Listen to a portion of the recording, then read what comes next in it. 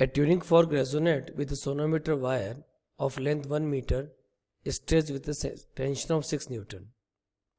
ये आपका एक सोनोमीटर है, यहाँ पे आपने वायर लगाया है, this is the load and initial situation आपको लेंथ दे रखी है इस वायर की 1 मीटर और टेंशन दे रखी है 6 न्यूटन। तो लेंथ दे रखी है आपको वायर की 1 मीटर, लोड लगाया उसकी से टेंशन कितना है 6 Newton.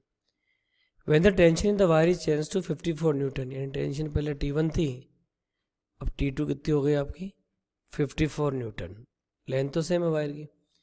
The same tuning for produce 12 beats per second, यानी जो फ्रीक्वेंसी है और पहले वाली फ्रीक्वेंसी दोनों में 12 का फर्क आ गया। ठीक है जी।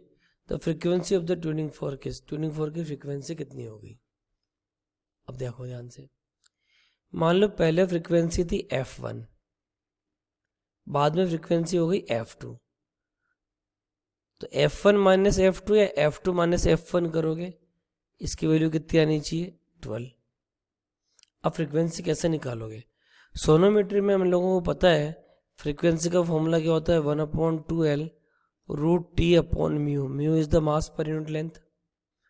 तो देखो 2 कांस्टेंट है, L कांस्टेंट है, म्यू कांस्टेंट है, कि वायर को आपने चेंज नहीं किया, तो frequency is directly proportional to tension.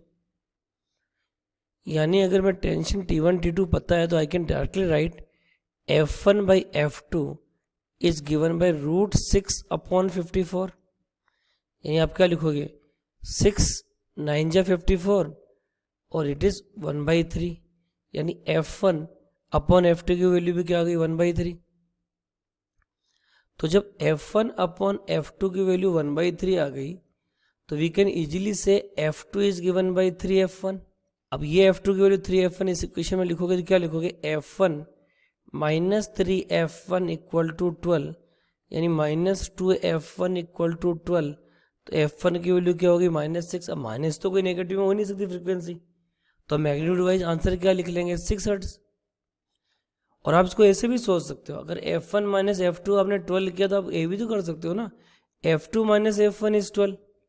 अब यहाँ से F2 की वैल्यू पुट करोगे 3F1 minus F1 equal to 12, तो बात तो वही आई, F1 की वैल्यू कितनी आ गई 6। ये बात सबको समझ में आ गया। और F1 की वैल्यू 6 है, यहाँ पुट करोगे तो F2 की वैल्यू क्या हो जाएगी 3F1, तो 6 × 3 कितना हो गया 18। लॉजिक समझ में आ गया सबको? लेकिन आपको तो F1 निकालना है, वही तो frequency of the tuning fork है, क्योंकि सेम ट्यूनिंग फोर्क फ्रीक्वेंसी दे रहा है। तो बाद में आपने लोड चेंज किया इसलिए फ्रीक्वेंसी चेंज होगी, किसकी? इसकी स्ट्रिंग की, सोनोमीटर के वायर की, लेकिन ट्यूनिंग फोर्क की तो वही रही।